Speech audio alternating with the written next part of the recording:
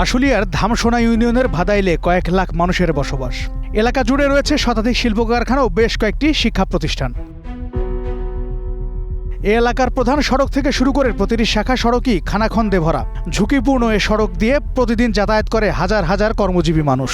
এই রাস্তাটা এত খারাপ, কোনো একটা রিক্সা ভ্যান অটো চালক তো আসতেছে না, সাধারণ একটা রুগী নিয়ে যাওয়ার মতো শক্তি আমাদের থাকে না। শাহজাহান মার্কেট থেকে আমতলা পর্যন্ত এতটাই দুর্ভোগ যে একটা বাচ্চাও রাস্তায় আসতে পারে নাই। স্কুল কলেজের শিক্ষার্থী, কর্মজীবী মানুষ সহ সাধারণ পথচারীরা প্রতিদিনই পড়ছেন নানা ভোগান্তিতে। যখন বৃষ্টি হয় তখন এখানে প্রচুর পরিমাণে পানি থাকে।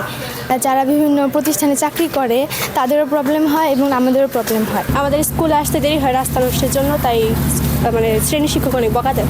এখানে হাজার হাজার ছাত্র, অভিভাবক, শিক্ষক চলাচল করেন, এতেও অনেক দুর্ভোগ পোহাতে হয়। স্থানীয়দের অভিযোগ, বছরের পর বছর ধরে সড়কগুলোর এমন বেহাল অবস্থা থাকলেও সংশ্লিষ্ট কর্তৃপক্ষ কোনো কার্যকর উদ্যোগ নেয়নি। বছরের বেশিরভাগ সময় সড়কগুলো কাদা পানিতে ডুবে থাকায় ক্ষতির মুখে পড়েছেন সড়ক সংলগ্ন দোকানপাটের ব্যবসায়ীরা।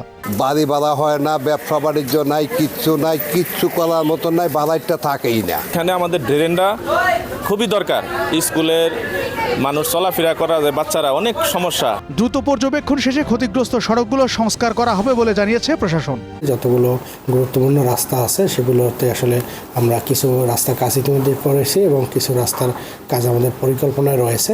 সড়কগুলো দ্রুত সংস্কার করা হলে দুর্ঘটনা ও ভোগান্তি অনেকটাই কমে আসবে বলে মনে করছেন স্থানীয়রা। জাফর আহমেদ শিমুল, গ্রিন নিউজ ডেস্ক।